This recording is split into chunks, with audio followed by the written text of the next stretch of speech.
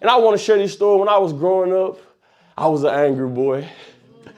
Some of y'all who know me from church, I used to have a little attitude around here. I used to cry all up and down. I used to be angry.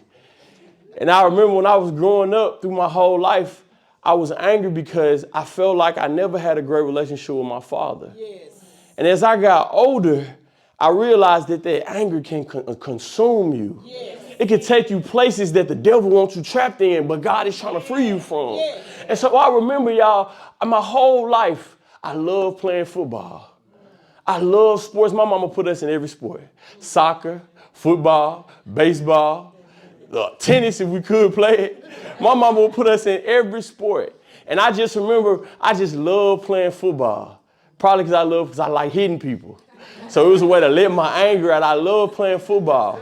And so I remember when I was younger, my mama, she put me in football. And I remember my mama used to be like, you sure you want to play football? You sure this is what you want? But I just like, mama, yeah, I want to play football. And so then I dedicated my entire life at that time to becoming a professional football player.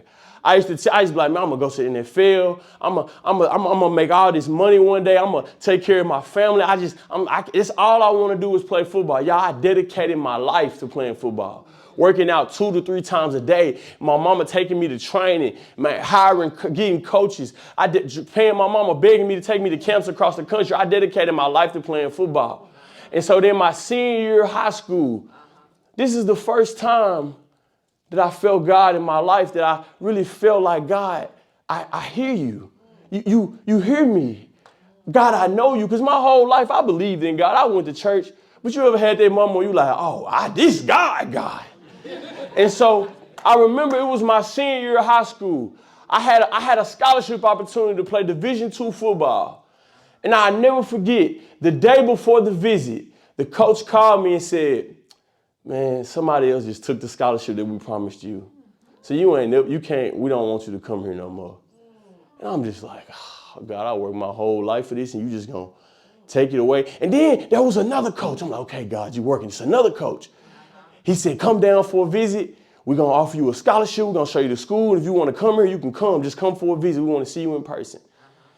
And the day before the visit, the coach had called me and said, hey, the coach, my brother died. I don't even know if I'm gonna be coaching football no more. So at the age of 18, I lost 2 scholarships to go play football. My dream. Imagine you work so hard for your dream and it's just finna end right there with you. Imagine the trials I had to go through that I was facing at that time. I'm working out every day, not knowing if I'm gonna get a scholarship, not knowing if I'm gonna even go to college, not knowing what the future may hold. And in that time, the only thing I knew what to do was to pray. And I got on my knees and I asked God, I said, God, if you could just bless me with somewhere to go play football. Yes. I don't know where, God, I don't know how, God, but if you can just bless me to somewhere to play football. And y'all, at that time, I thought that was the last option. That should have been the first option. I thought that was the last option of my life to go to God and pray, but that should have been the first option. But that's the first time I truly encountered and knew that God was listening to my prayers. Yes. Because out of nowhere, guys, out of nowhere, I get a call from the University of Memphis. The coach said, man, we'd love to have you on our football team, which is a Division I school. He said, we'd love to have you on our football team. He said, show up to practice on May 31st. And so I looked up, I said, hold on, God. I said, hold on. I said, God, this is what. And God, and I tell y'all this, that opportunity that God gave me at the time of my life, I thought it was an opportunity that was going to be full of joy, full of happiness. It was going to be easy, cakewalk. But y'all, that was just the opportunity that God was using to break me for his glory.